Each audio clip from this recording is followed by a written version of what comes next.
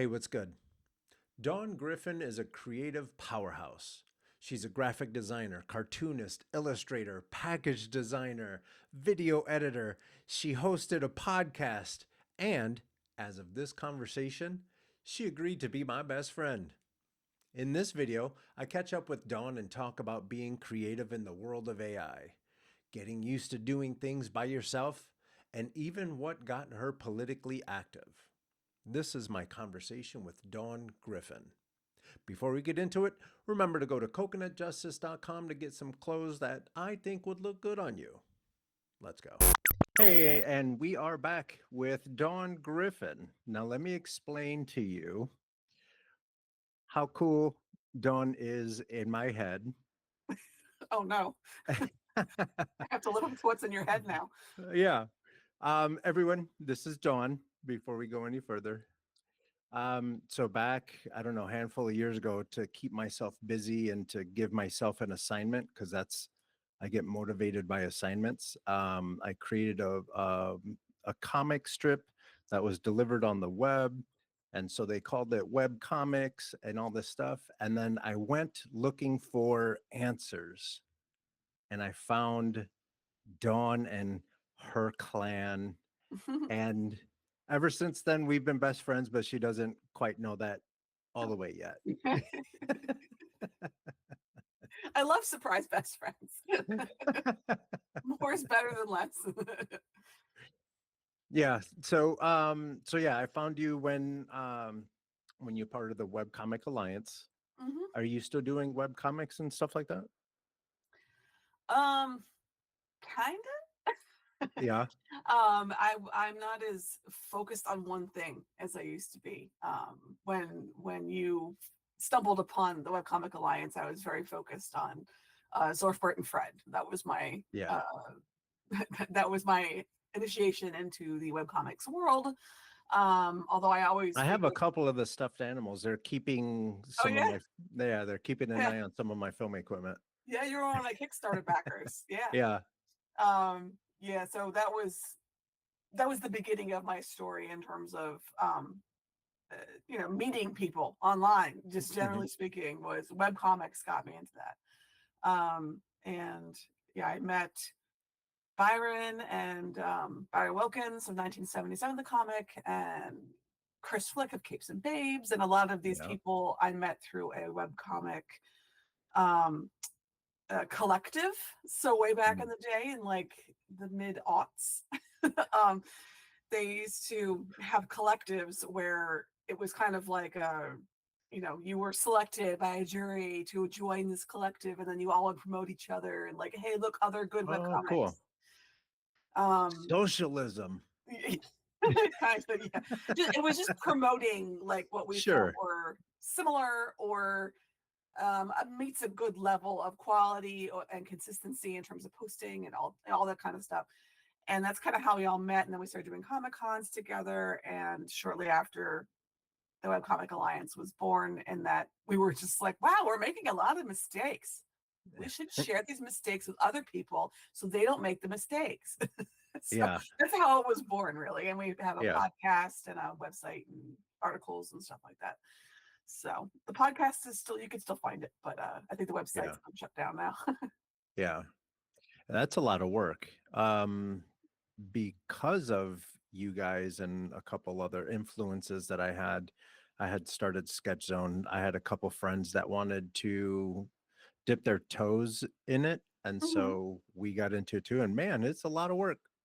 It really is. It's something that an ongoing project, where Yeah. you may not have an end in sight, especially if you do like comic strip form, because that could just Hmm. go on forever. As opposed to doing like a long form comic where maybe you have a beginning and end that you've already figured out. Yeah. But I mean that could apply to either or too, but generally speaking, Yeah. comic strips can kind of go on forever and ever until you're just done with that whole the whole theme, the whole concept. Yeah. How hard was it for you to bring Zorfbird and Fred in for a landing? Um, it probably wasn't as hard as it is for some other people. Yeah. I think I mean, I ran this comic for 8 years, 9 years, Yeah. about that, close to 10, somewhere in there.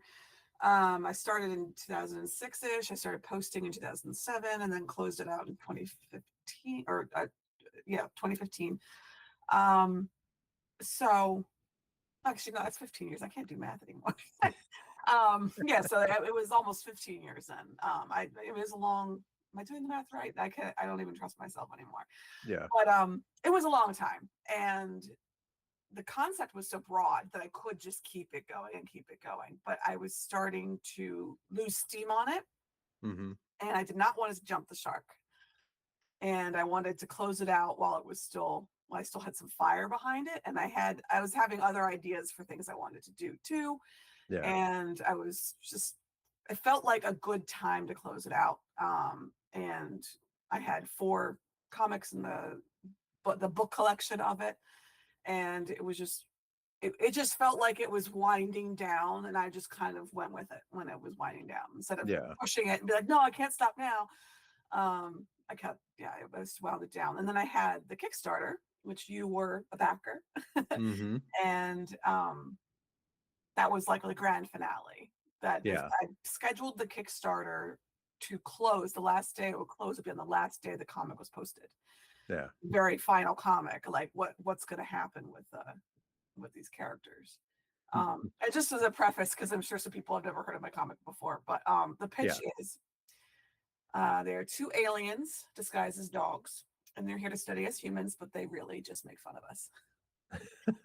That's the basic pitch. It's my outlet to pick on humanity because we are pretty weird. Yeah. But that's also what makes us kind of awesome, and that's what the aliens learn in the end.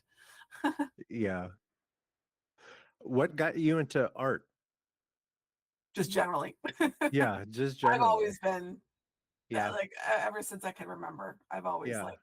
loved to draw, and particularly love to draw things as projects. So I just Yeah. wouldn't just draw a landscape or something. I mean, maybe when I was Sure. really little, but like even by the age of like 6, 7, I was doing like workbooks for my little sister to teach her math or Ah, something using yeah. characters that she liked, and they would teach her something. So everything Yeah. had to have a purpose that other people could enjoy. Yeah. So that was always the case. And then being that I loved reading Calvin and Hobbes and Oh yeah. Garfield and the Peanuts and all those old, I grew up with comic strips. It was a natural progression into like I could tell a story with these simple panels, and it was an easy way for me to put everything I liked in. I liked to write and I liked drawing, Yeah. cartooning, doodling, and it was a Telling jokes. and telling jokes so that could be funny. That helps.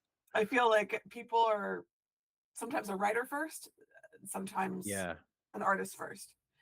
And depending on your type of writing, you might be humorous or you might be more of like a long form storyteller, like that likes to reveal something big, or or likes to pass on a message that they feel is important. But A- you're one of those things first, and then you learn the other thing to make it work when it And comes to and comics. and if you're a creative and you're looking for your voice, don't be afraid to try things out. Hmm. Yeah. What's the worst that's going to happen? Everything, if you look at everything as a lesson, Hmm. you know, try, I mean, don't try meth. Okay, let's set a bar. Yeah, have limits. Just on weekends. Just on weekends. But I yeah, w- I mean, I one of the pieces of advice we gave on a webcomic alliance that I recall kind of hitting the right spot was that when you first start out, like mistakes are given. You are going to make mistakes. It's a given. If you're not yeah, making mistakes, you're not trying enough. You yeah, kind of have to accept that you're gonna figure that out for yourself. yeah, And not every path works for everyone. So you kind of just have to, experiment and trial and error, like, till you yeah, figure out what works for you and your style and your content and what you're trying to do. So it's all, we kind of celebrated mistakes and reminded people that this whole podcast came from making mistakes. And And even when you started making the podcast, I'm sure there was some mistakes in the oh beginning, and you yeah, just keep getting the better and podcast better. itself had mistakes. Yes. Luckily, we could edit those out. Yeah. But Yeah. yeah, it's a big part of it. You have to be brave enough to make mistakes, and in the beginning, you can make big mistakes, and then slowly you'll learn to make smaller mistakes that maybe only you notice. Or make those mistakes faster so you can fix them faster, and then you feel better about yourself Right? faster, I guess. You'll see the mistake faster because you made the other Right. mistake. That was really bad. Yeah. I mean, it's kind of life in general advice. It doesn't have to apply to a creative endeavor. Yeah. Yeah. As long as you're not doing anything that's too destructive, why not try? Right. That's what That's got on some guys. weekdays. Don't do that. That's what got some guys to fly a plane that never existed. A couple brothers went and flew a plane, and all of a sudden, here we are. Yeah. And you don't think they made mistakes prior to the one time it actually went up the first Yeah. time? Of Yeah. course they made mistakes. Not enough to Exactly. get them killed. So yay. No Yeah, meth because on like week if they meth would have on the weekdays was out. That's what they were flying. if they would have chucked that thing off a cliff, then we would have never heard about them. Right. So start small. Start with something. Just get the wheels rolling, and then you build up. For sure. Yeah. And then for those folks that are like, oh, I'm an imposter, blah blah blah, that happens to everyone. Yeah. Literally Yeah. everyone. Artists especially, imposter syndrome Yeah. is yeah. Oh, and I also wanted to jump back on something that would be helpful for artists would be you said that you like having a project. Mhm. Um when it took me a while, I used to always be excited to, yeah, let's go do something. And then no one ever had that project, so nothing ever got done. Eventually I started working on other people's projects and eventually started working on my own projects, and now I'm too busy with my own projects to help anyone with their own stuff, with their stuff. So The circle of life. yeah, Yep. but I think having it's projects I think is good for artists. Yeah. yeah, I think so. And I think like some people are more um focused in that they can stick to one long project and be Hmm. committed to it. Right. And you kind of have to know yourself if you are that way. I Yeah. am definitely that way. But I know tons of artists who are not that way. Yeah. Who will, just they're easily distracted by the next new thing they want to do. And they Yeah. get a million ideas and they can't focus on and get one thing done. Yeah. And if you are that way, ADHD maybe, that maybe smaller projects are better for you, Yeah. and setting goals and everything. So I think that's you kind of have to know yourself and what your personality type is. Um, Yeah. That's knowing oneself is important. I think we overlook that a lot. mhm. I've talked to there was a UFC fighter on the channel, Yeah, and how about that? yeah, and he was talking about um folks on the spectrum and how sometimes they might come off like their brain is a little slow, but they're way better at picking up different wrestling moves. And so Hmm, they can react to wrestling better. hmm. Just It's, by nature. Yeah. yeah, there's Oh, just something in there. And yeah, but being able to putting yourself in situations where you can find out who you are, like test yourself. right. All Yeah. right, cool. And you can't do that until you jump in. You Yeah, cannonball you into it have to. and see what works for you, what doesn't. And Yeah, yeah, good. yeah. So yeah, as far as artists go, especially the ones I've been talking to a lot of people lately that, oh, this damn ADHD is killing me and all that, and I'm like, you don't know how to leverage it yet. Yeah. You just don't. You should see my Apple Notes. you can flick like this, and it's just like idea after idea after idea. But then I have it kind of like in a spreadsheet where I was like, okay, that one's in brainstorming, this one's in writing, this one's in I editing, love this that one. organization there. That's great. And if I don't feel like drawing that one thing, I have a limitless amount of ideas that I can work. And then my goal is move everything to the right. Okay. It's Yeah. super simple. Right. As long as something gets moved to the right, however Yeah, that happens, that's then it. that's progress. Yeah. Yeah. So putting yourself in situations where you can actually learn who you are. Hmm. Even going to the movies is a good exercise. Go to the movies by yourself. Oh yeah, I do. First one, first two might be a little uncomfortable, but after that third one, I'm like, nobody's eating my popcorn. Yeah. It's yeah, it really wasn't um yeah, I did a lot of stuff on my own, especially when I was dating and I needed like a break from dating. And I would Yeah. go seeing a movie on my own was no big deal at all. I was like, I don't know why people fight about this. Now, going to a restaurant by yourself and eating out by yourself, Yeah.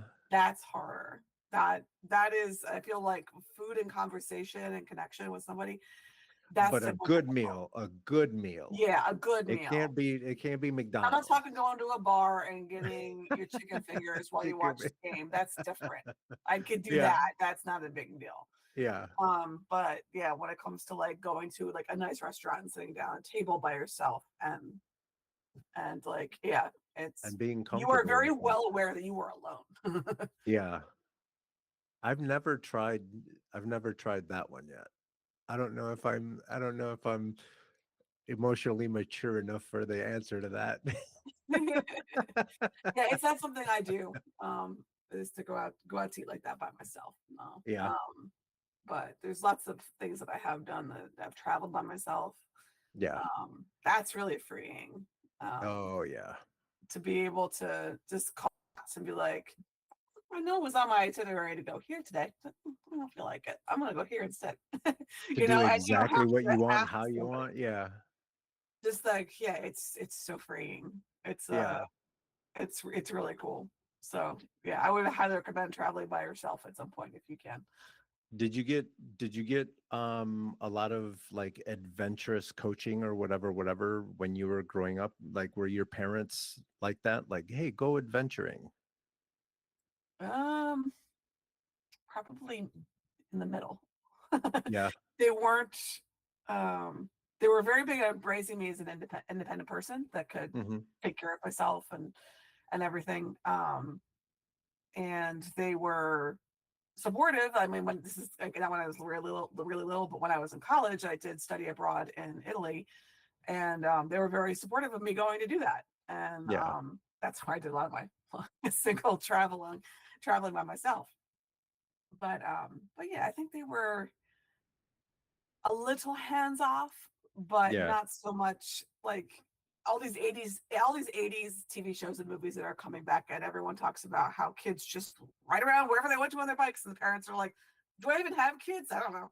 Like Yeah. no one seems to care anymore about where their kids are in these movies. That's And how it that wasn't was. how my parents raised me. We would play outside in the neighborhood, sure, Yeah. Yeah. but I was only allowed to go around the block by myself. That was it. And Yeah. had to come right back to the house and check in, and then go around and check in, come around and check in. But wasn't quite as hands off as it's portrayed. At least for me, everything was Yeah. kind of like, okay, when you are old enough, we'll allow you to cross this bigger road and you can go to the pool, Yeah. but only when you're after the age of 10 or something. So there was like Yeah. milestones we had to clear. Yeah. But yes, I'd say somewhat. Yeah. So I wouldn't call myself like super adventurous, Yeah. but having some independence, maybe more than most by a bit. Tell me about Italy.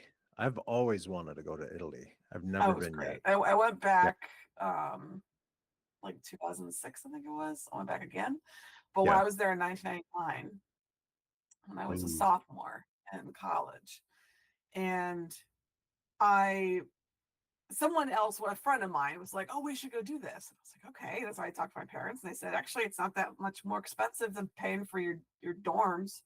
I was a very privileged kid in that my parents had enough money to help with college. Sure. So I don't ever forget that. But Thanks, mom and dad. so they said like, yeah, go ahead and go. My friend bailed, and so I still went because I was all set to Yeah. go, and I was like, well, so I didn't really know anybody when I went. So it Mind you, they wasn't put you in even a a residence. tour group, anything. No, I mean it was for study abroad, so you're Yeah. going with some people from your school, Okay. and um, I went to an art school that was part of a bigger university. Mm-hmm. So there were some people from the art school and some people from the bigger university. I had no idea who they were. Um, so I just knew I had like slight acquaintances, a couple of them that Yeah. I happened to know. So I sometimes would go traveling with some of these people, but sometimes just go by myself, go somewhere Yeah. for a while. And I have a really good story. This is like this is a good story for like a first date. Like, what's the weirdest thing that's ever happened to you? Kind of story. All right. So, give me a second. um, so one time I went traveling by myself. I went to see Pompeii, Okay. and we got to go on a tour to go up to the top of the volcano, so you could actually like look in the volcano and hope it doesn't erupt. Yeah. And but like that's kind of cool. Okay, I'll go do that. So when I just signed up with this like tour van, just a bunch of random people on there or whatever, and I get on the Yeah. van. And I kind of realized that there's all these different languages people are speaking on this van, but they all seem to know each other somehow. Yeah. Like they're all talking to each other. I'm like, okay, but they all speak different languages. This is strange. And the woman that was sitting next to me was from Austria. Did not speak any English, and I didn't speak Austrian. That I didn't. Yeah. So, but she was not part of the group. So we were the outsiders, and then there's everybody Yeah. else. We get to the top, and they bring this group that all seems to know each other brings out like a bag full of something, and they start making a circle, like Yeah. not around the volcano. That's way too big of a circle, but Yeah.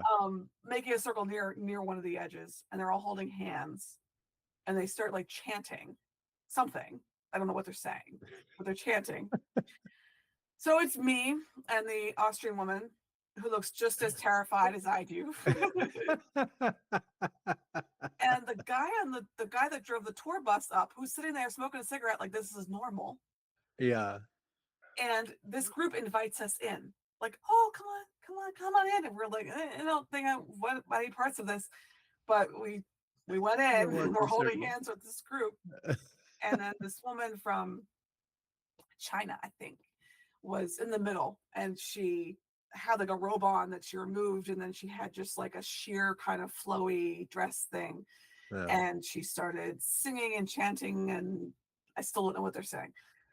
But then she pulls out a bag, and there's all these little foam stars, like pastel colored foam stars. Okay, they're Okay. like that big, like Yeah. 6 inches or so. And they pass out these foam stars. And again, me and Austria girl are just like, what the hell's going on? And we're holding the foam stars. And then everyone says, Grazie Vesuvio, which is they're thanking the volcano. Yeah. And they throw the foam stars into the volcano. Okay. So they look at us and we're sitting there with our foam stars, like, what do we do? And so we end up chucking in the foam stars. And we were just like completely confused by this. We get back on the bus. Thankful that we're getting back on the bus, that we weren't hauled into the volcano or something, just thrown right in. And I found someone that was from New York, and she spoke English. And I was like, okay, what the fuck was that? Yeah. Explain. And she said every year these people from all around the world get together to thank the volcano for not erupting that year. Oh boy. And I'm like, okay. But that was really freaky. I thought you were gonna say they're gonna walk into the volcano like Right. sacrificing These are themselves things I or was something. imagining. This is totally what, and I'm sure Austria girl was having the same thoughts. Like, I don't want to go. I don't want to be flung into the volcano. I'm not a sacrificial lamb. What is going on? But anyway, that is my weirdest things ever happened to me story that I've told on many different. Yeah, especially thinking that you're going on a little bit of a tour group and all of a sudden it's kind of like a seance kind of thing. And Yeah. And then the tour guide that drove the bus, he was just like totally like just sitting there like whatever. happens all the time. Yeah, I'm like, I guess it does every year. He's probably the same Every guy that year. drives up these people again with their foam scars. Did they get like a littering like citation? Like what? For real.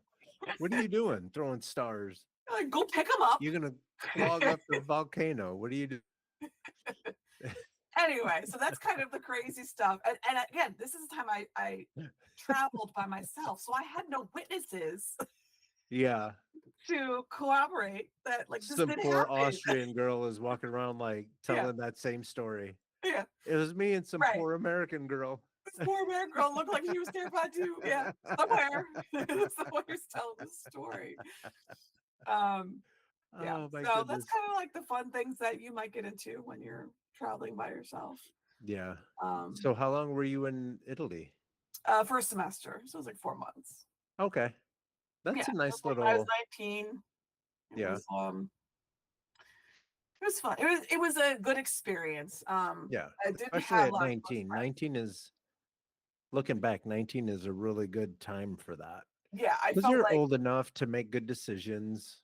right, but you Young have enough to make dumb ones. you have a counselor still. You have like school and teachers and people that can help you and Yeah. all of that. It was definitely like there's landmarks in your life where you go through a growth spurt that's not physical, but like mental and emotional. Yeah. And that was one of them for me, definitely. Yeah. And not being here, I think it's really cool. I was at that time when I was between 17 and 20, I was in Germany. I was stationed in Germany. Oh wow. And so I was able to see the world not from the streets of Chicago, more than like, you know. You grow a lot when you understand your country from another citizen outside your country from their point of view. Yeah. And not everybody wants 100% of Chicago right away. Mm-hmm. Yeah. There was when I was there, I guess it was Clinton that was in office, right? And he was bombing Bosnia, which is right next door to Italy. Like if you know the boot, it's right across the Mediterranean. And we got during orientation, we were told that this is pissing off some Italians too, and to be well aware of that and don't. So we were advised not to wear anything that was like red, white, and blue. No American flair. Try to blend in as much as you can. Yeah. And I had one of my dad's old army jackets.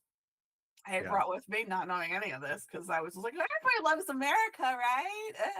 Like the way I thought at that age. And so generally speaking, Italians still liked us, and they kind of could tell that we were, just students, and they were like happy to see us trying to speak their language. They would help us, like learn how to order a proper sandwich or something. But I did get harassed once in a while, especially when it was laundry day and I had nothing else to wear but that army jacket. That it was an old green army jacket and said U.S. Army on it. And my dad used to wear it when he would ride his motorcycle. Yeah. But yeah, so there were times when I got harassed on a bus or something trying to go do my laundry. But you have those moments where you're like, okay, America is not all that's cracked up to be. Yeah. At least, once you leave America, when you start to realize, like, people used to take what we had to say as a very important statement, and now it's just kind of not like that much anymore. Yeah, I can't. I haven't traveled internationally in a bit. I went to Hawaii most recently. Yeah. But yeah, I haven't really traveled around. But in terms like my partner John and his brothers went to Ireland earlier this year in May, and they Oh, got cool. everyone was asking them, okay, first of all, before we even serve you anything, are you MAGA or are you not MAGA? And so they would get grilled on that. Yeah. And yeah, and so most of John's brothers are most of them are uh, just not MAGA. Yeah. But one of them voted for him. Yeah. I wouldn't call him hardcore MAGA though. Yeah. But he was just like, I'm sort of quiet. Yeah. So he I'll let laid you low. guys order. Yeah. Yeah. Clearly, I don't think people in Ireland, generally speaking, were supportive Yeah. of the president, our current president. I've had conversations with people from Austria before Trump got reelected, and I'm like, what do you guys see? Like they Yeah, said, yeah, it's really interesting to see that outside of our lens. yeah, What do other countries see? right. And that's an important conversation to have because, you know, things are there's something that I started to research. There was this grand mind opening thing that Congress, I think I want to say it was either in the 70s or in the 90s where they decided that our government decided that we were going to think about all the things that were going to make the world a better place, and then we would have them made everywhere else. It was, I don't think, what was it called? Not maybe the deindustrialization of America. I think that's what it's called. Okay. But it's this thought that We have just um we spread democracy. yeah, it's this thought that we were going to be the smart people that do science, and then we would figure out all these cool things to make, and then China would make it, or India would make it, or whoever would make it. We're just directing it, and then other countries can do the hard work. And then it kind of seems like they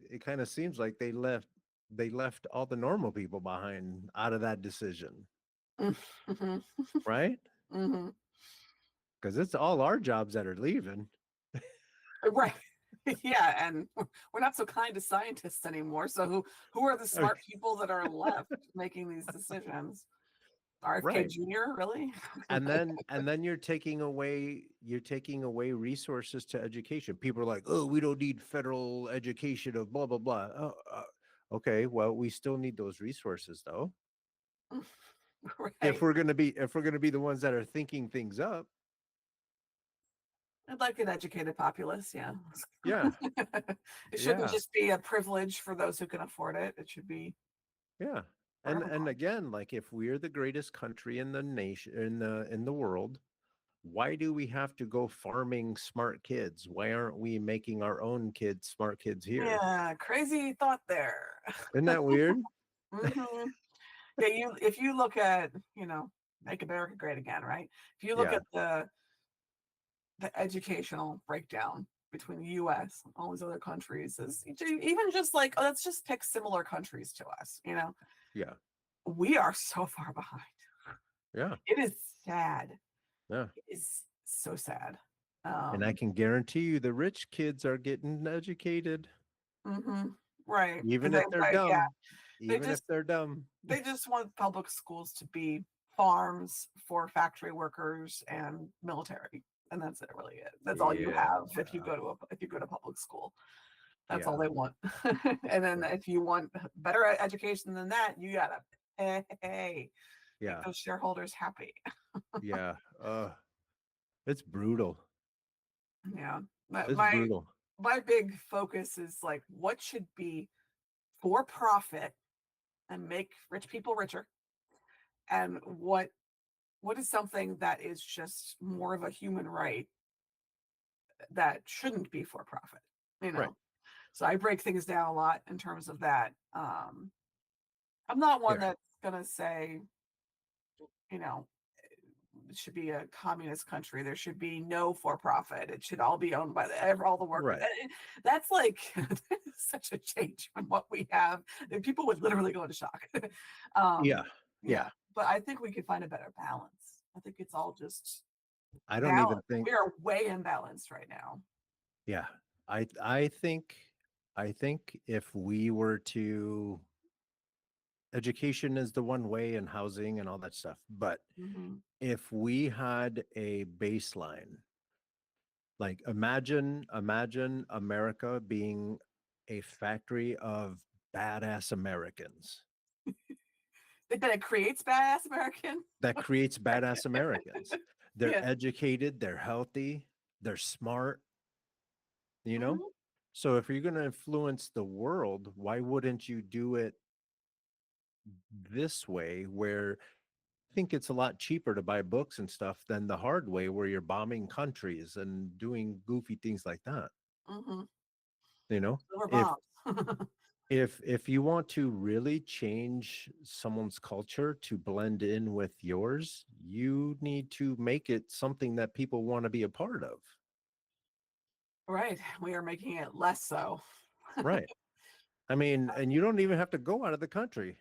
Yeah. Everything that's happening in Chicago and everything that's happening in the inner city, like I've been seeing, now that I'm making a little bit more politically charged content, I'm starting to get, you know, the people that would like to make America a wonderful place again.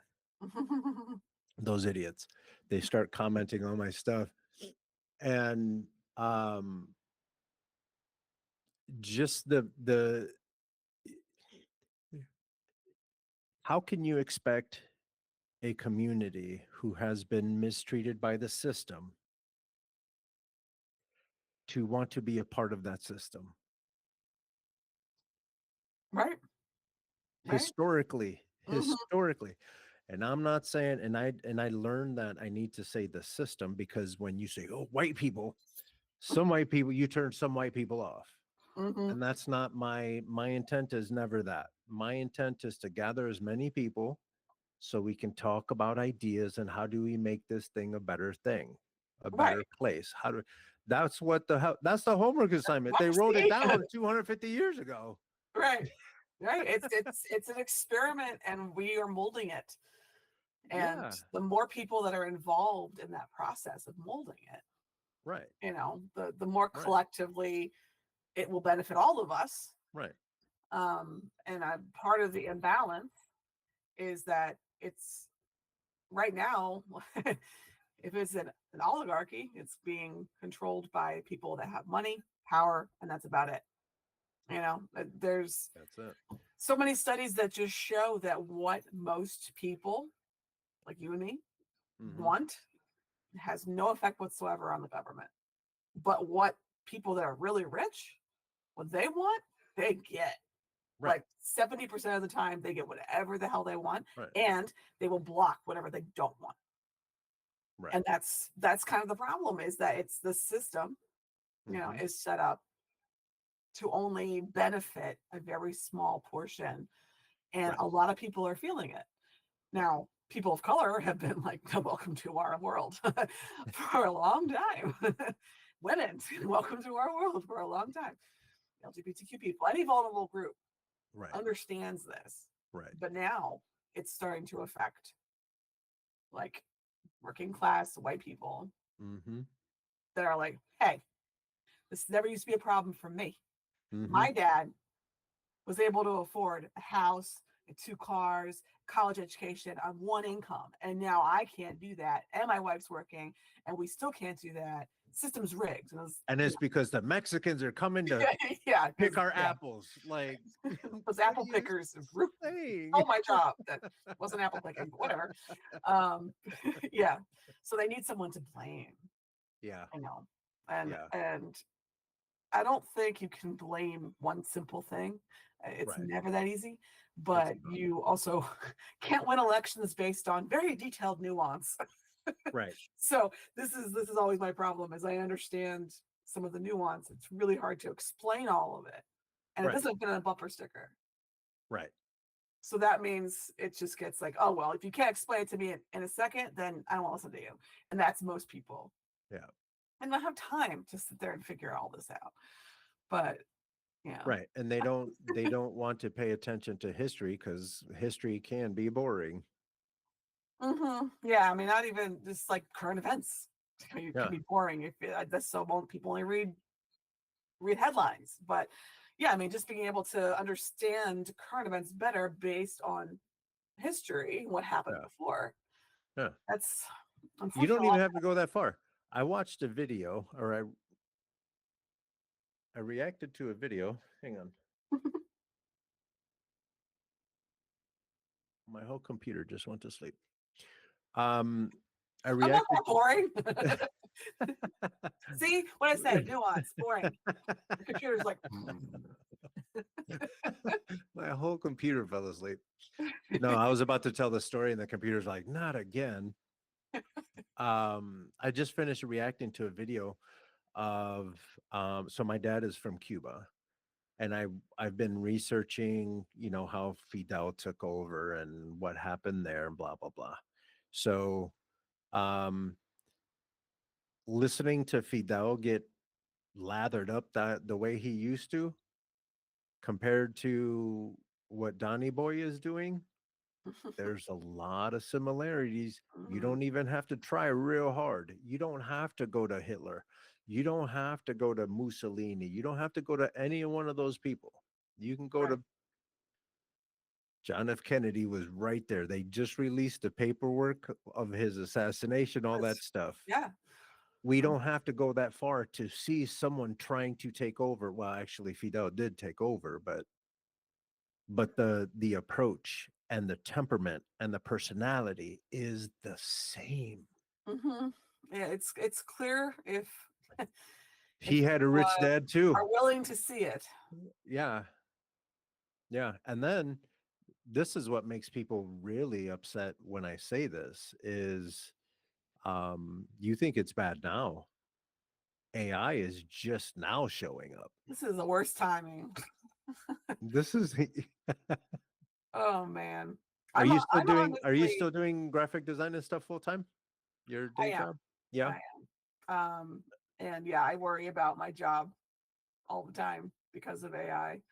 Yeah. And I keep getting reassured, like our little design team is being reassured that, like, oh no, we wouldn't replace you with AI, blah blah. I'm like, yeah, Yeah. until every other company does, and it's just the financial good decision, good business decision to Yeah. just get rid of all your designers, anybody that can be replaced by AI.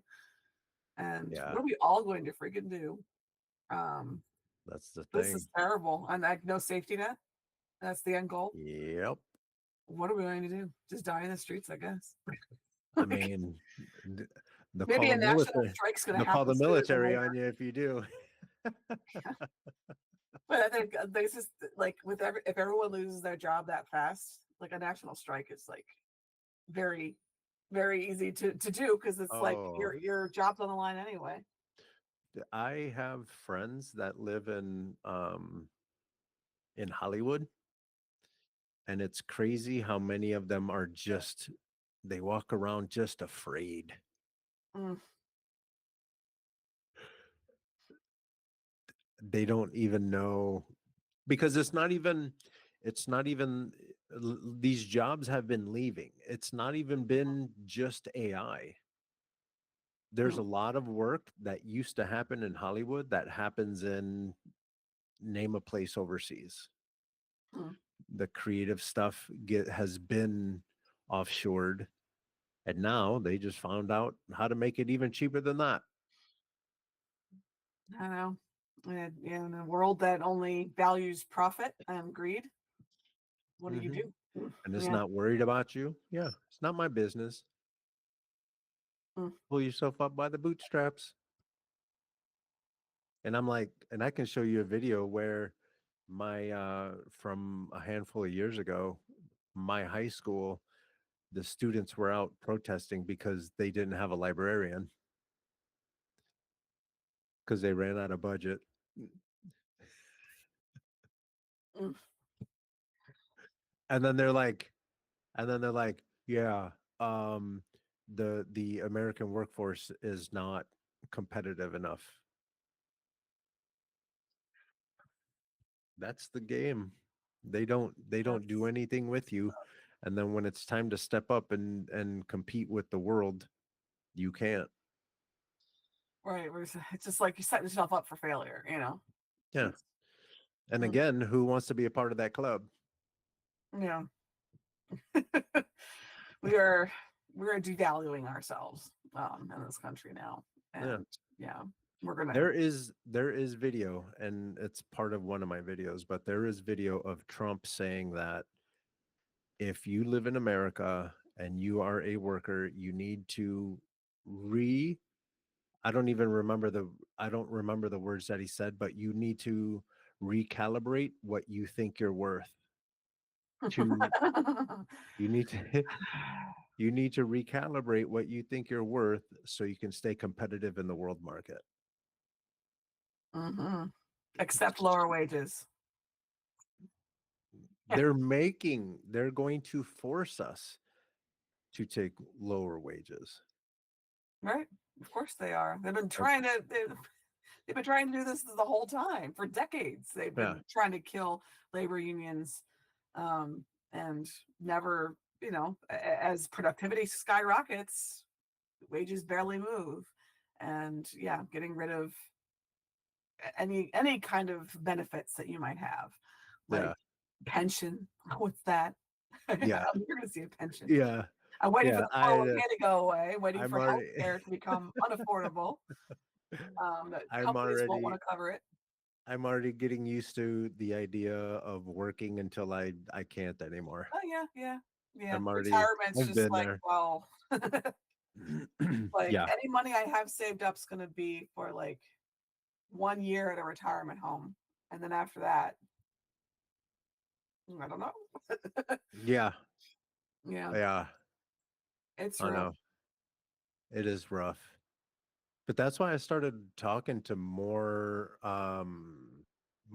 politically minded folks, hmm because I think one of the things that the Democrats specifically, and I don't co-sign to any party. I'm an idea guy. I like That's good fine. ideas, and let's move, right? hmm But the folks that I have been talking to are more like-minded folks that lean left, like just leave people be. You don't need to control them as much. hmm Um and that's why the not that's why, but the reason why I started talking a little bit more politically was because it seems like there's a bunch of channels out there that are talking the mess about pull yourself up by the bootstraps and all this other stuff, and it just kind of seemed like all of the people that I knew that really did want to make a change, they just kind of needed to meet. They just needed to meet each other. I And feel like then there is in the Venn diagram of Trump supporters and Bernie supporters yeah, crossover. It's kind of crazy to think about it that way because the yeah. policy platforms are so different, but the desire for an outsider, someone to shake things up, Mhm. the fact that this isn't working, this two-party system is not working anymore. Nope. The need for someone that you feel speaks to regular people. It doesn't sound like Chuck Yeah. Schumer or Mitch McConnell. These old zombie mummified politicians that should have been gone 20 years ago. Um, it just doesn't. These people aren't real, and Yeah. that's what Bernie and Trump both have is they're authentic. Yeah. Now, I could sit here and explain why Trump's is a very false authenticism. Like he's not. Yeah. He sounds like your drunk uncle that's from Yeah. Appalachia, you Yeah. know, but he's not from Appalachia. He did not He grow is up that way. not. He is a silver spoon fed trust fund Yep. baby, man Yep. baby, that doesn't know what it's like. He's talking about groceries like, what an old fashioned I word. made up that word. I made it up. Like, what the heck?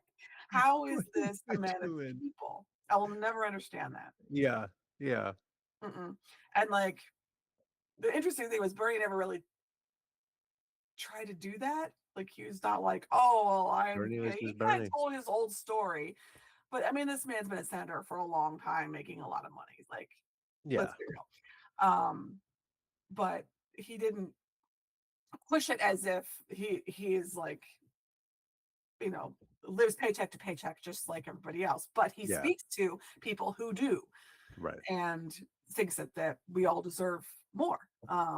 And looks to other nations that are similar to us that manage to treat citizens better and help the most vulnerable, Hmm. um, by making very slight changes in our system that isn't a huge thing. Yeah. We have socialism in the U.S. Our Yeah. public schools are funded via socialism. Our police, The our military, socialism. stoplights. Yeah, traffic. It's already in place. That's why his whole thing is Medicare for all. Right. Because we all know what Medicare is. It's not something Yeah. new and scary. It's like, Yeah. oh, so you would just expand it to all over Yeah. a long time, period of years, Yeah. until there's anybody could have it if they want. So Yeah. and it's like, we could haggle about um, all those little issues. What do people that work for insurance companies do? Well, we should make sure that they're taken care of instead of Right. just getting rid of them. Like, sorry, no job for you. We should take care of them, much the Yeah. way that like coal miners are trained to do something else, or should be anyway. Yeah. That's part of evolution life. But yeah, I think anyway. Back to the point of what you're saying, we need grand ideas, and the system tramples grand Yeah. ideas. And I Yeah. feel like that people that like Trump saw his idea, whether his grand idea was build a wall or whatever. Um, People thought of that as like a grand idea that'll solve everything, Yeah. and it was trampled by people in his own party, even. And so they feel even more so that that is the answer. If the two parties come together against it, then it must be the answer. Yeah. And I think that mentality of anti-establishment, anti-institutions, that's a big part of this. And I Yeah. think going forward, you can't just say, let's make it go back to what it was in 2010. It wasn't great for everybody in 2010. Uh, Can we've we go changed forward? too Can we go much. forward? You That's have to look forward. forward, yes. So a lot of the Democrats just want to go back to what it used to be pre-Trump, but that's not going to solve all the problems that led to Trump. So Right. yeah, we Right. need to have big ideas. We need to be bold, um, but we also Yeah. have to be, maybe behind the scenes, nuanced and how you make that work that will harm the least amount of people. You know, in the Yeah. shift and change, and that's like beyond me as an activist. All I could do is try to bridge the gap, talk to people that might feel like I thought Trump was the answer, but I don't like what he's Yeah. doing now. So, Yeah. what do And I do now? since I live in Northern California and I go to talk to people about this stuff, they're like, "Yeah, but Nancy Pelosi," and I'm like, "Yeah, exactly. Right. Yeah, Talk about corruption. yeah." Right. So you are only showing me that the two-party system doesn't work, Which I already knew. and yeah, and even if we did stick to two parties, there's people in there that are doing things that aren't benefiting. Right or Mhm. wrong, I don't even give a shit. It's not even helping society. Right. Right. Yes. And this is what's Other people crazy. being able to trade stock and enrich themselves off their office, like Pelosi, like most Most, politicians, honestly.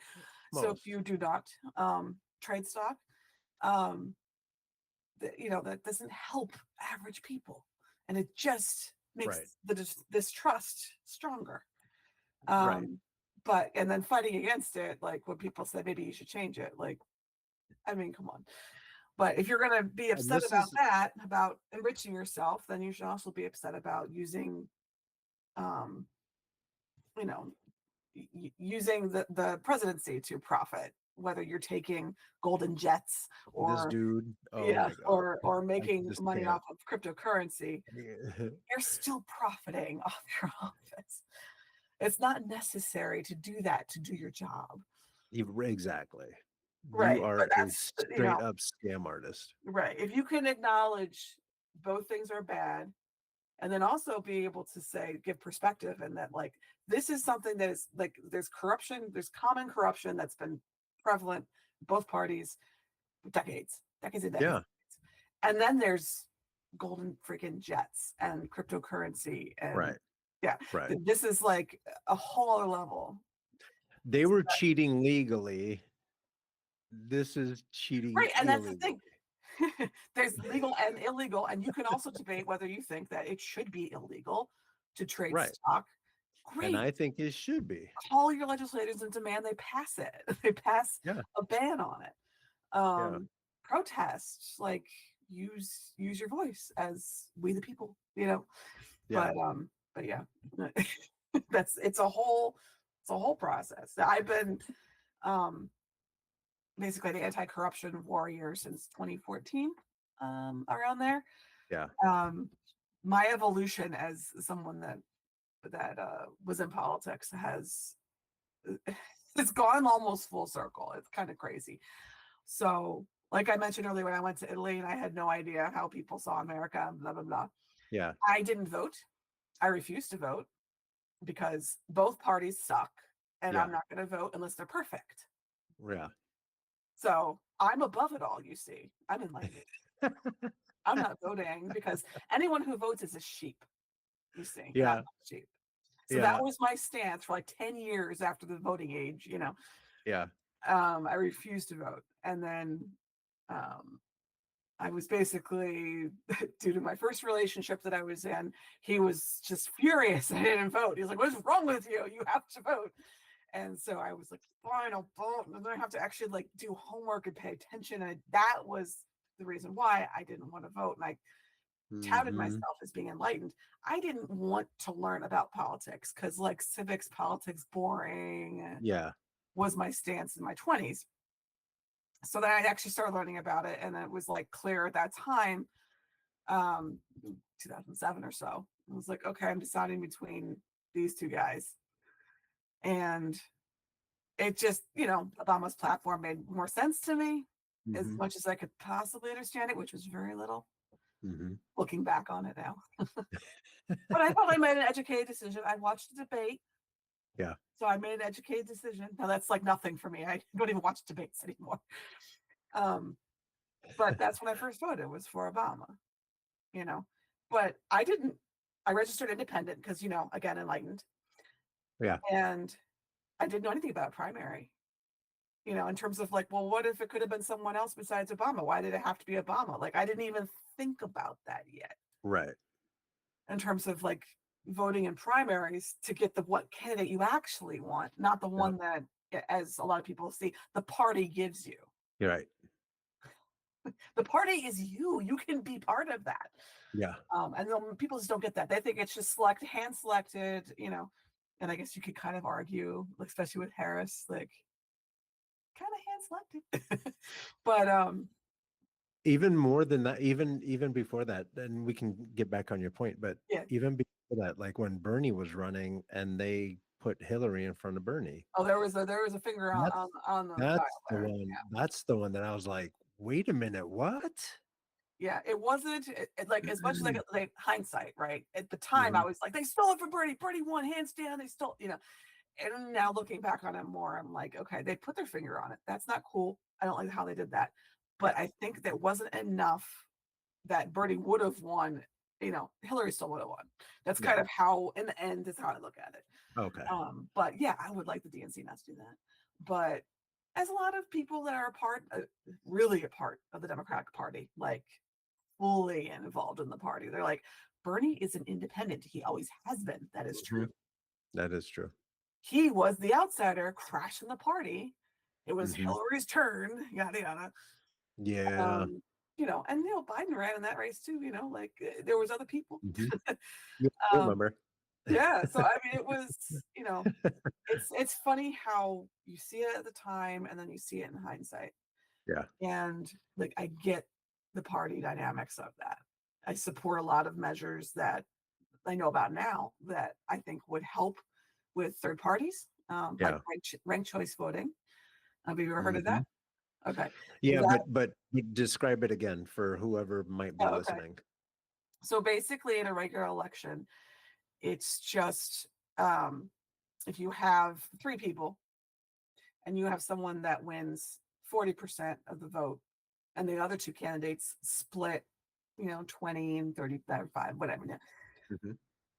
That the 40% person might win, but they didn't get the majority of the vote.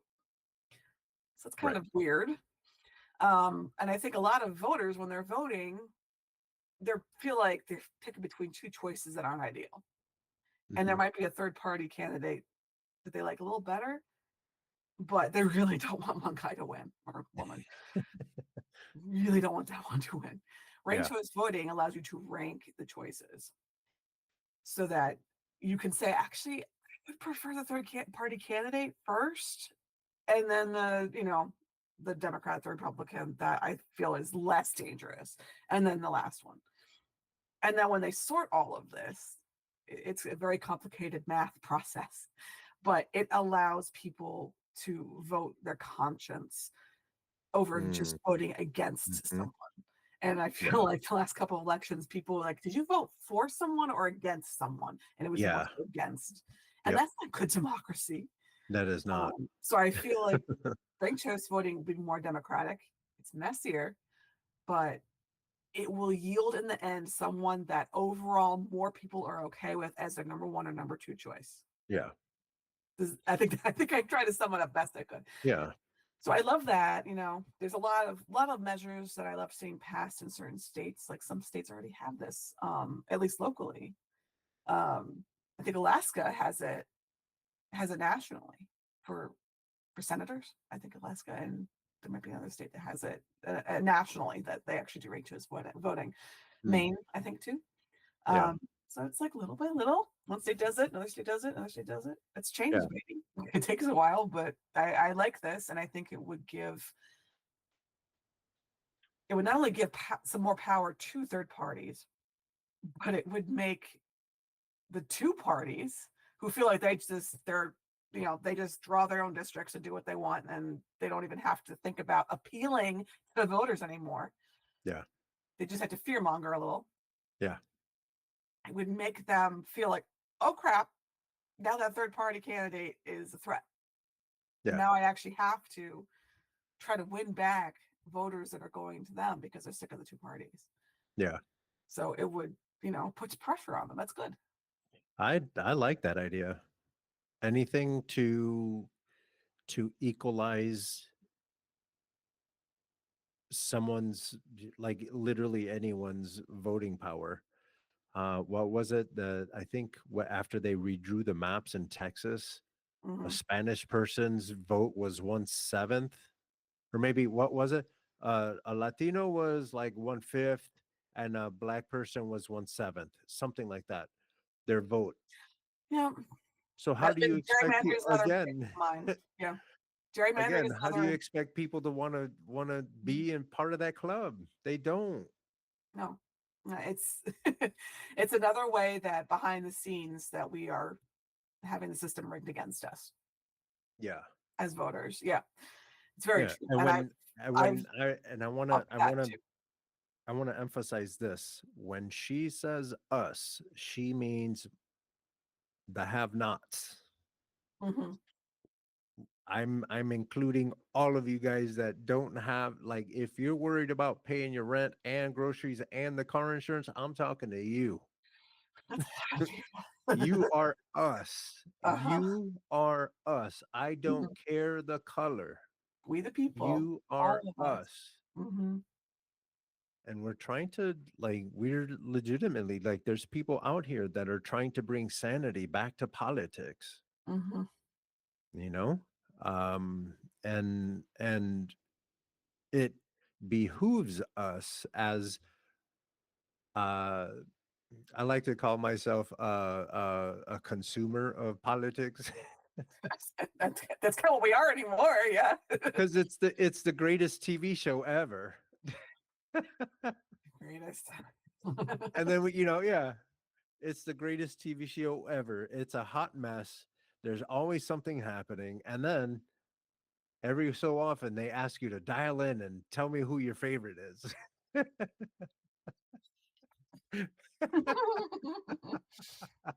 I mean, I vote every year, twice a year, Yeah, and I can't tell you I'm excited for anybody.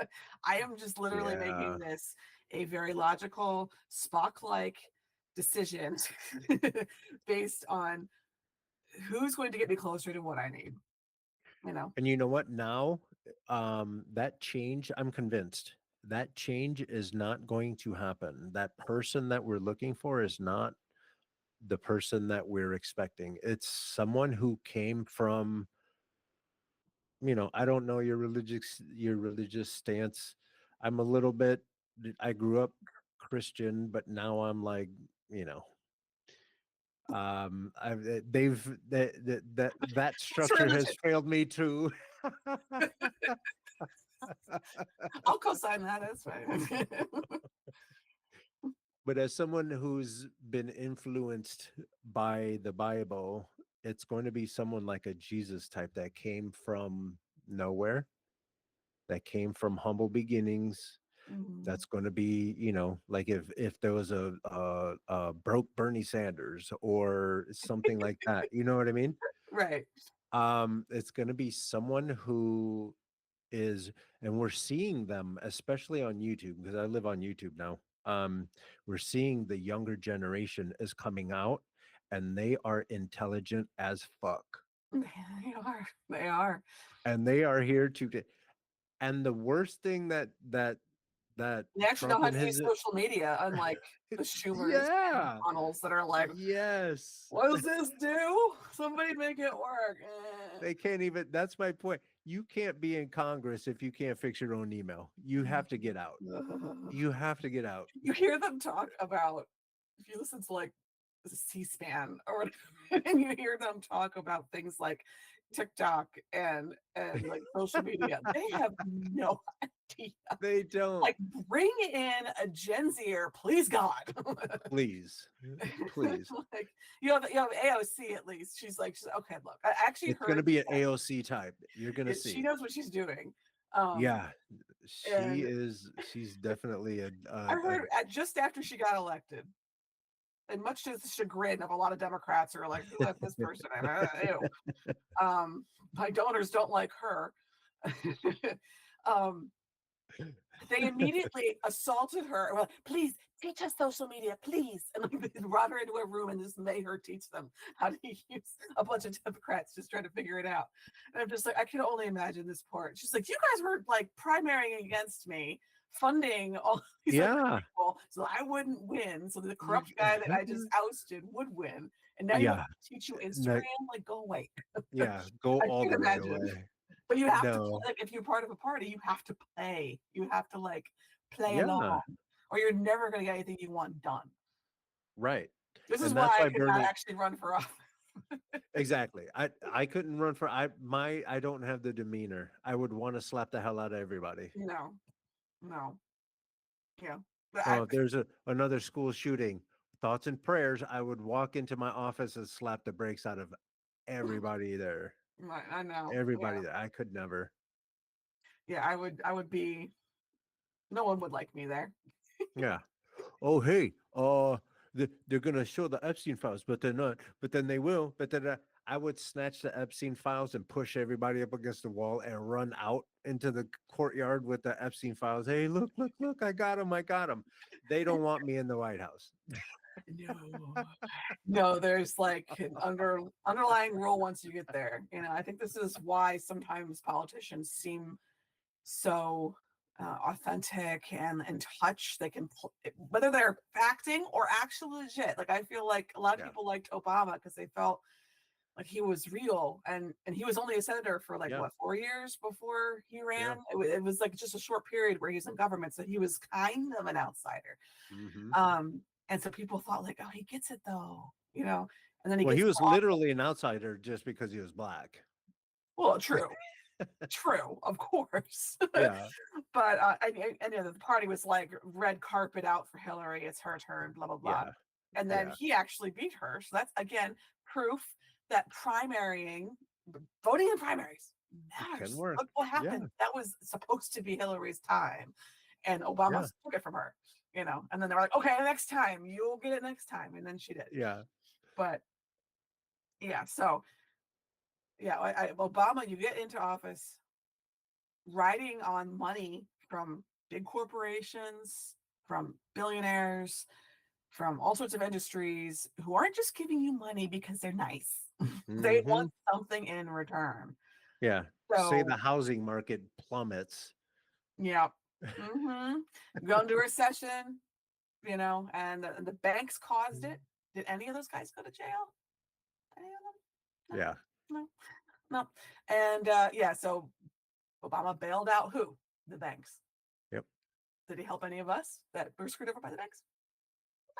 No. No. Not So like exactly. this is what made me start thinking about campaign finance, about corruption, about you Yeah. can draw a line as to why won't you vote for universal health care? Oh, you take money from big pharma and insurance Mm. industry.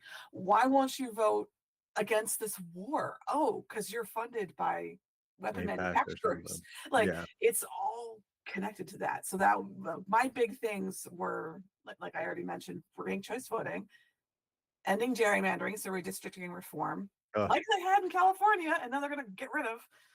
I understand why, but they're proving a point. yes, like it's yeah, gerrymandering and campaign finance reform. Those are like my magic wand to make a lot of things better and Yeah. to make all the other issues that we care about, like higher wages, so that you can Yeah. pay for your groceries that you made up Yeah. term by our new president. Yeah. Um, it's all connected to a lot of this, and we have to make our democracy more democracy, have more Yeah. democratic principles to it. And So I'm ranting. to I'm sorry. no, please, that's what we're here for. For my people that might be listening to this from a red state, like we're literally trying to help you too. It's not a all for The me, none government's for not supposed thee to type help of thing. people. Right. I mean, that's Meanwhile, what those we've been state hearing since Reagan. meanwhile those states are basically welfare queens. Yeah, compared to the If other states that fund them, yes. yeah, Hmm. if your business plan uh only works because slavery exists, you need a different business plan. Hmm. It's You not want you any want harder than that. California to succeed from the U.S. because it's an evil blue state. Just wait until you see how much money goes with it. Yeah, That that's is what I'm funding saying. Medicare in other states, that is funding other things in other states, That education, is everything. that is Because of, funding the government of other states. yes, you want more police in your state? Take California. They'll their taxpayers will fund it for you. I mean, No, it's just again nuance that most people don't care to yeah, learn about. right, They don't have time for that. right. You But know, it'd be fun, a fun little exercise to really shake things up. Just have California zip up the purse just for a little bit, just no, for a little bit. I know. I thought about that. What if people just in blue states just decide to stop paying taxes? Yeah, All of us. All of us. yeah. Just like, nope, no more taxes. Or no, the states and themselves, you know how they pay into the federal government. Just Hmm. don't, take 2, 3 months off. See what Just see. happens. Yeah. And then when Kentucky goes belly up, be like, okay, so where are we now? Right. Would you No. like us to pay our taxes again? Oh, there goes South Dakota. Like, come on, you guys. One by Exactly, one. exactly what Trump is doing with the what is it? Not taxes, the stupid Tariffs. word, tariffs. Same thing he's doing with tariffs. Yeah. You just zip up the purse. Chicago, Just New we'll York, wait for Trump to and come to us and beg California. us. Yeah, yeah. Right. Chicago, New York, and California. Just don't pay your bill. Don't pay your federal bill Yeah. for 3 months, maybe four. I mean, Because it's fun to think about, but the only thing that part that makes me stop is how many people will be harmed in that process, and I don't want anyone to be harmed.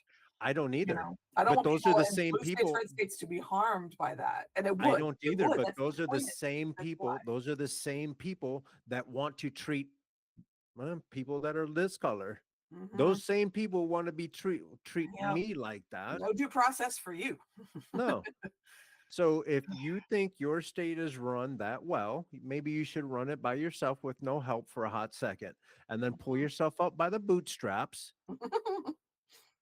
And then when your old people, I don't want your old people to die, when they're starting to get very sick, call us. Right. Right before death. You don't think that's fair? We'll send over some Advil. Yeah.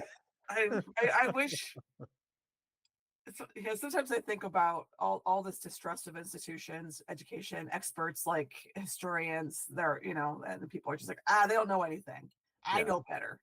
yeah, And I just keep everything that happens in this presidency, I just keep thinking, we just have to learn the hard way. And I don't mean you and me, I mean we as a society right. have to learn the hard way. What happens when vaccines are banned? Because all the talking heads on YouTube, I mean, that's us right now, but you know what I mean? Like all the people that claim that they know better than the scientists, Right. because they're in their gut, they know that vaccines kill. We got rid of them. We'll see what happens. Yeah, But again, I like so many people are going to die and we're going to have so much suffering from it. yeah, Just see what happens. But it's like sometimes we as society has to see the worst of it to like, okay, maybe everything wasn't perfect before. And that's important to note. yeah, You know, I mean, I love all the anti-vax people that complain about big pharma because I'm like, yeah. But that doesn't mean all vaccines are bad. right. I mean, we're half them. We have a Venn diagram going on here that we could talk about. But your conclusion, like off a cliff, like come on back. Let's talk Yeah, about how to take power out of big pharma and give it to people who are smart enough right, who I know right. someone who actually is a scientist and makes vaccines. That was her job. She fled the US for Ireland when she had a baby because she's like, I gotta escape this healthcare system. And I'm like, yeah, and that Wow. was right before Trump was elected. And she and I have her went to Ireland to escape. It's just one like, of my best friends and his wife is our pharmacists.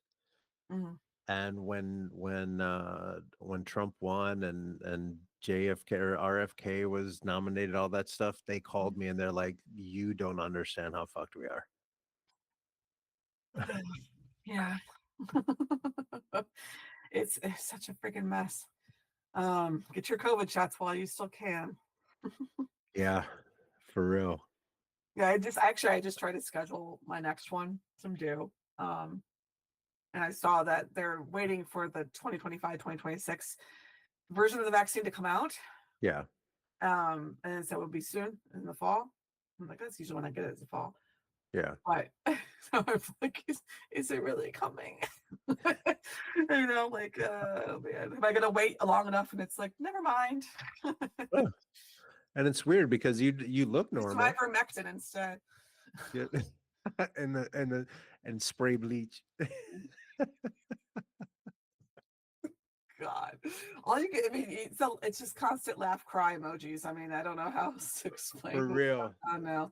For- We have to get through it laughing, but then actually do something about it. Exactly. But Which brings me to my next question. yeah, so I was just gonna say, What was it that got you active? mm, And um, then what was your first outing? So for when I went from, I would say, casual voter that votes every 4 years for the president, Yeah. which was really only 2 terms with Obama, and Yeah. then his second term, I was being just daily disappointment in him, and that's why I started drawing the lines. Like I Yeah. mentioned earlier with the campaign finance, Yeah. that's where I started to realize what the issue was. Yeah. And I started joining organizations that I researched, and I was like, okay, they are And trying to deal all with that mess came from Citizens United, the Citizens United decision, where right? it came from before that. Oh, did it? So yeah, Citizens United was like the cherry on top. Oh, But yay. the original problem, which was the first organization that I joined, is called Wolfpack. Uh-huh. I'm not sure they're as active anymore. But if you've ever heard of the Young Turks, Uh-huh.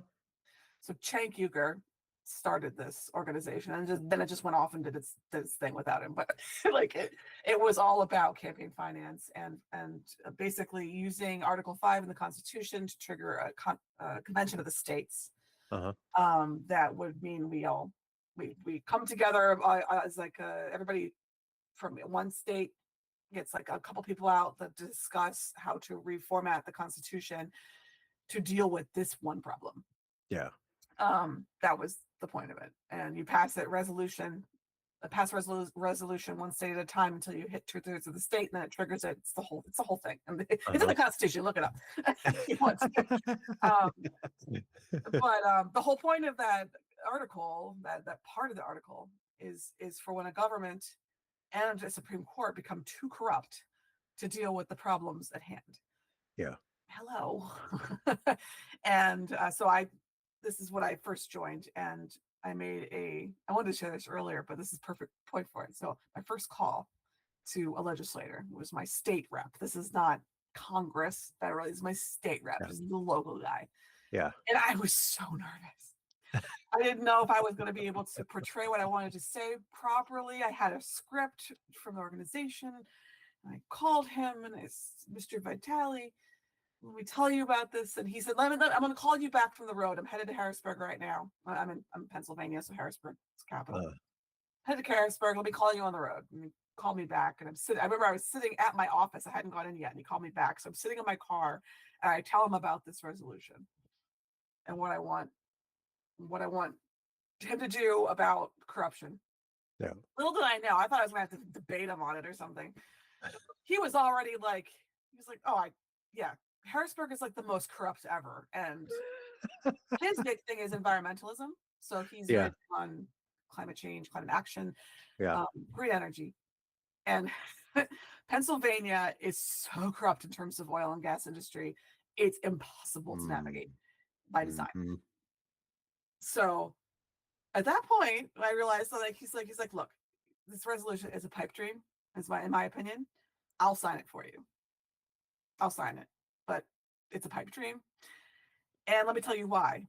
And then I suddenly became a therapist, and he was on my couch complaining about Harrisburg for literally 20 minutes, complaining about how corrupt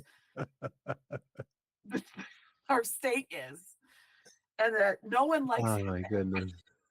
No one likes him. Yeah. And every time I see this man, he's kind of Bernie-ish, like he's disheveled. Yeah. It just looks like his suits are like 3 sizes too big, wrinkled.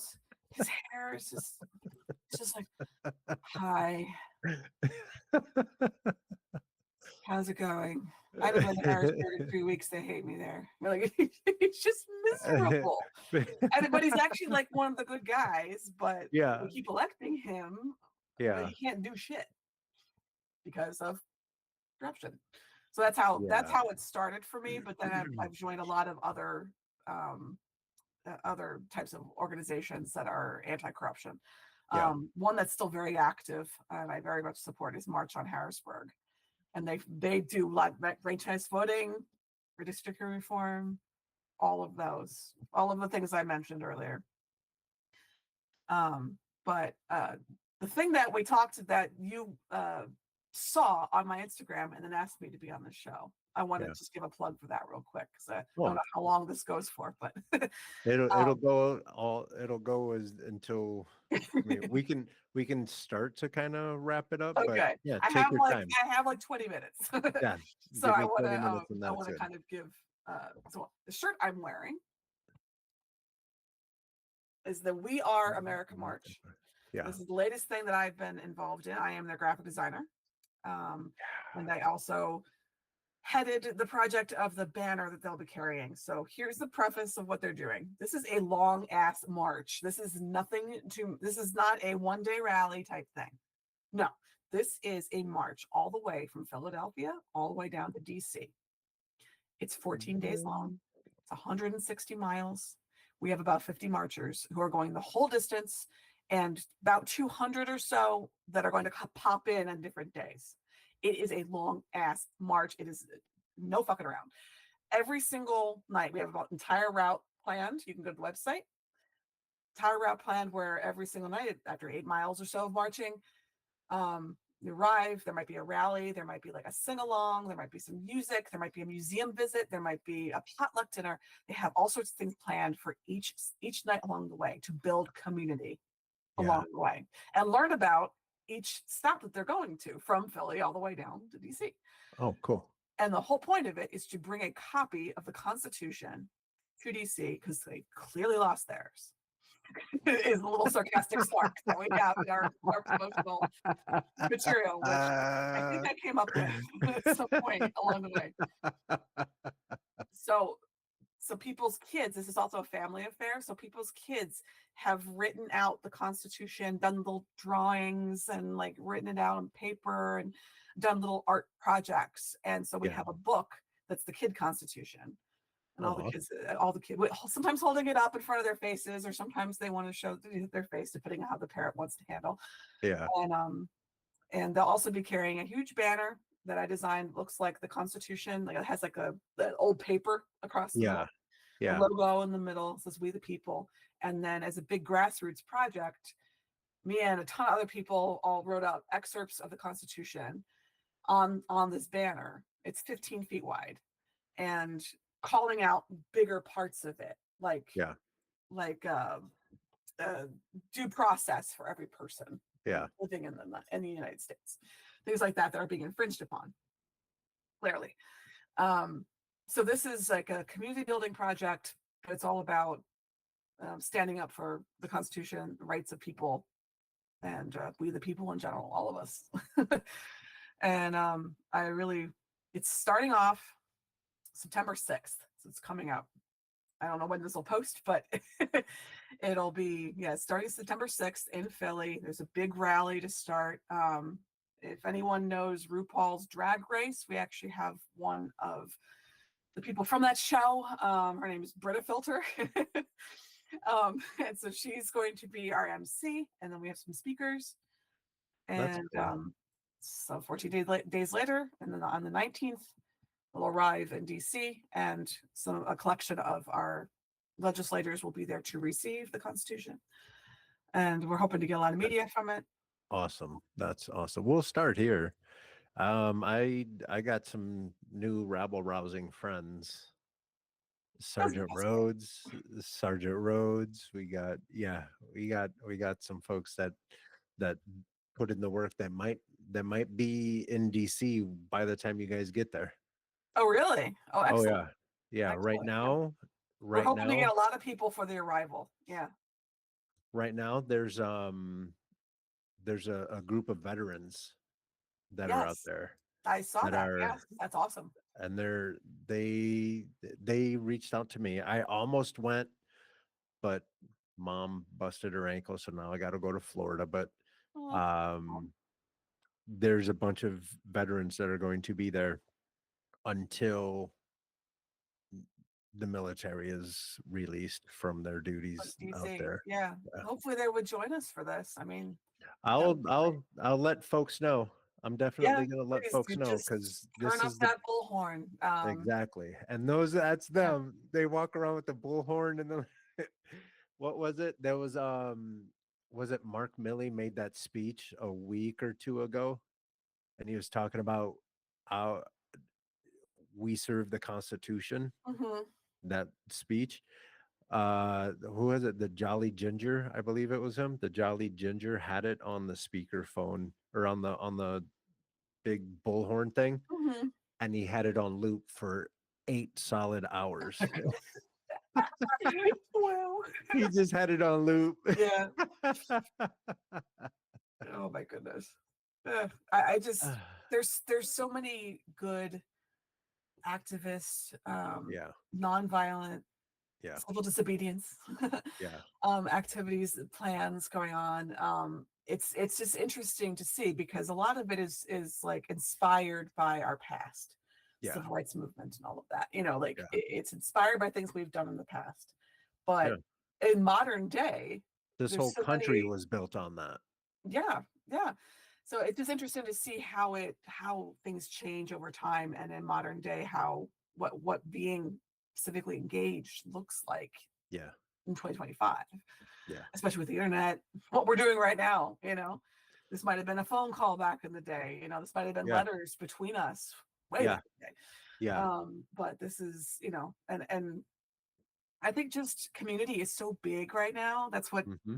after Trump was elected, that was the first thing that AOC said when she was addressing her, you know, her people on Instagram. She said, just find a community. That's what you need to do right now. Make sure that Yeah, you I have, remember her it doesn't saying even that. have to be an activist thing. It could be a book club. It could be a mom's Yeah, club or exercise, hiking crew, whatever you want to do. yeah. But like find people, find a community. And, you know, I already Figure out how to have, get through I it. already have a community. People like you are cartoonists, you know, Yeah. and I see so many of my cartoonist friends using their talents right now and Oh drawing yeah. political cartoons when they never used to. Yep. I'm using my graphic design skills Yep. because I already did that. There are ways that people can help with skills they already have. Yep. And my local group that I belong to, it's an indivisible group, Hmm. but we were actually born before Indivisible was born, so we have like a far more layered group, Sure. like subgroups to our Yeah. group. It's called HCAN, and it's one town over from where I live, and it's a lot of just people live in the area. But what we focus on is when we recruit people, bring people in, get them engaged, we try to find something they already know, they already like to do, Hmm. they're already excited about, you know, and to help the rest of the group in some way or to help the community, you know. So, you know, obviously I'm the leader of the art squad of this group.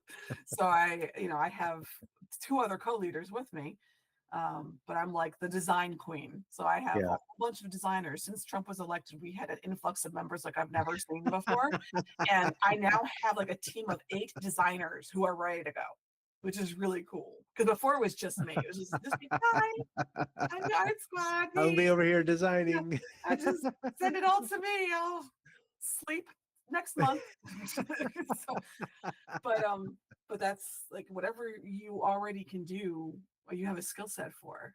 You know, Yeah. whether you might be tech savvy, you might be able to run a Yeah. social media account for a group. Yeah. You know, you might be able to set up a website for a group. We had to bring people together to set up the website for weareamericamarch.com. Hmm. Put that in there.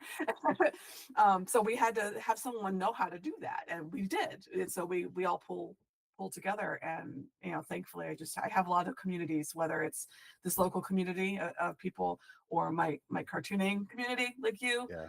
And that's why I'm on this interview now, is because I already had that community, and I think that's what Yeah. we need. We need a lot of that right now, to get through this. And for as much as you want to deny it, it takes a village. It does, and that's we have been trained for so many decades to be Yeah. individualistic, do it all by yourself, Yeah. and to only care about yourself Yeah. and not care about other people. You know, Hmm. maybe you care about your circle, your church, but outside the church, oh, we can't trust those people. Yeah. That's by design, you know, That's the other church. right? That's it. People outside the church That's the who other don't go to church. school. That's the other town. Yeah, and That's the just other. we That's have the to other. care about people that we don't know, those Yeah. people, because those people are us too, and Or that's even what we lost. let me say that in rich people terms, right? Okay. You're saying you're saying we need to take care of the community, whatever, whatever. Rich people terms. You're fucking with your market. Yeah. You're destroying your market. Hmm. I don't get it. I don't get it. I don't understand. And I'm happy that I don't understand that individuality that some people like, wanting to be alone and taking time for yourself, and all that stuff. I get all that, That's but that's you're that's a different you're thing. the- you're a That's fine. part of a Yeah. yeah, you're a part of a system, It's whether or just not you like it. You're a part of a it's system. right. It's carrying that, like my taxes go to something that won't necessarily benefit me, but I'm glad that will benefit someone who needs it. Right, That mentality is what we've been trained against. right. That I should only care about me and what affects me, and and And just maybe all your way to and the top, no matter who you trample, kind of mentality.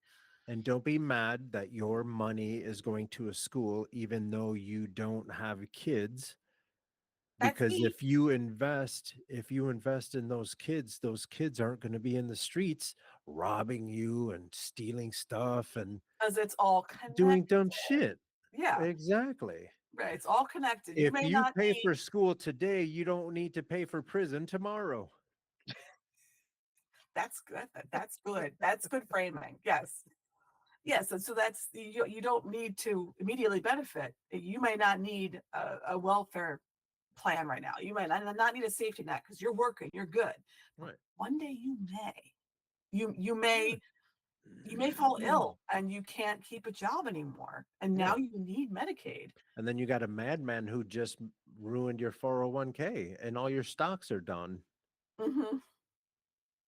Well, your stocks are down, yeah. And so it's like it's all connected. And Yeah. that's why you have to care about the elusive other person that you don't know personally. Yeah. Um, because their If you don't worry struggle, about it. their struggle could be yours one day. Right. And even besides that, that's still like a selfish look on it. You have to care about them because eventually it's going to hurt you.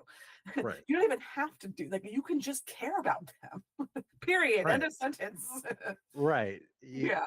Or if you don't want to, just be quiet. Your taxes are going to go to someone who is going to worry about it, who actually wants to worry about it. Right. And you don't have to just Not all assume nurses that, do it for the yeah, money.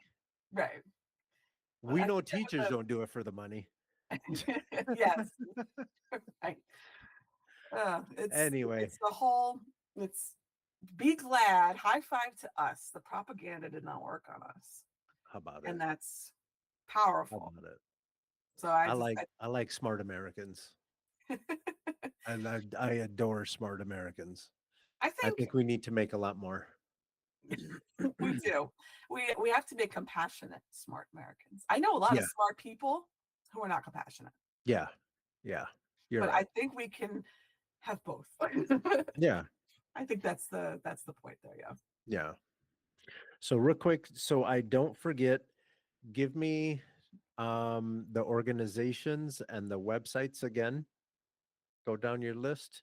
And then if you are watching this video, everything that she says now, I'm going to go ahead and put in the description of the video so you can follow up with all of these things. And if you feel like being a part of this, or if you're looking for a group to be productive with, um, check in with Dawn, check in on my Instagram, because I'm collaborating with a lot of people that are politically active and they're out here getting, trying to putting in the good work. Yes.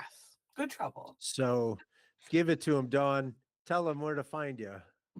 Okay. I'm going to run down the political stuff first, and then I'll close with my artwork stuff.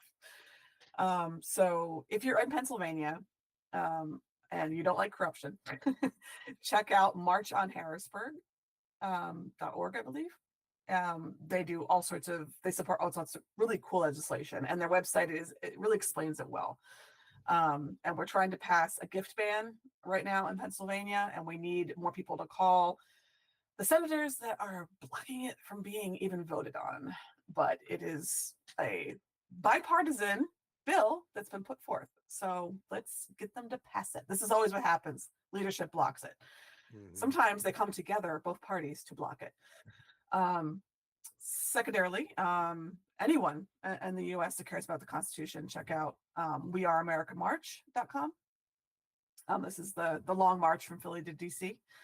And we need funds. We need to pay for the marchers to eat the food. So please donate money to just adopt a marcher for a meal, But you could also see on the website where they're going to stop each night, and you could drive past and cheer them on like that. You could even just do that. If you're in the area and you know they're going to be marching from here to here, you could find them, drive by and just, woo, just give them a little spirit, But there's lots of ways that you could help. But joining either the Philly kickoff or the arrival in DC, September 6th to 19th, that would be really cool. And then I'll go on to my latest project. I'll just really quick mention, we didn't really get into what I'm working on now, but right now I'm working on We'll have you come back on. Called Watch. And it is, let's see if I could open it and flip through a bit. But it is a young adult graphic novel that's a kind of a mystery, supernatural mystery, bit Stranger Things, but with like the good vibes of Ted Lasso, some good messaging in there about compassion and judgment. So this is the first issue of the first book. I'm trying to get, I'm got my foot in the door with a publisher, but also looking for an agent maybe. So we'll see how it goes. Cool. And you can find this if you search for D. Griff Studios on Ko-Fi, which, let's see if I have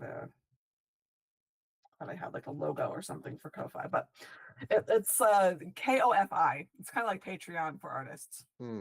So you can always read it there for $1. You could read it online if you like. But it also has all of my other books that I sell, including Zorfbert and Fred, which I talked about at the beginning. Cool. And then bonus good news coming out in November is the second issue of Flash Gordon Adventures from Paper Cuts, and I am a part of it. So it's really cool. I got to work on Flash Gordon, but it is a kid's graphic novel, and the second issue is an anthology. So it's a bunch of us doing little stories, little short stories, and I got to write and illustrate my own. So it has lots of puns. It's very fun. So it's that was a really cool project to work on. Awesome. Absolutely. That's cool. And I remember Flash Gordon when I was a kid. Studios in most places. So awesome. Yeah, I'll leave a link to all this stuff in the description. That was more for Instagram. Anyway, Dawn, thank you so much. It was so fun catching up to you. I'm glad you're doing well. I'm glad you're still putting up the good fight. Yeah. I'm glad you're doing this. This is great. This is just one more way of resisting. Yeah, especially creatives. I think we have a tendency to get fearful in our feelings, and I think it's important for some creatives to connect and keep connecting with other creatives to be like, nah, bitch, don't go hide. We need you right now. Don't be Homer Simpson going back into that bush. Exactly. You gotta come out here. All right. Thank you so much for having me on. Thank you. This was a great chat.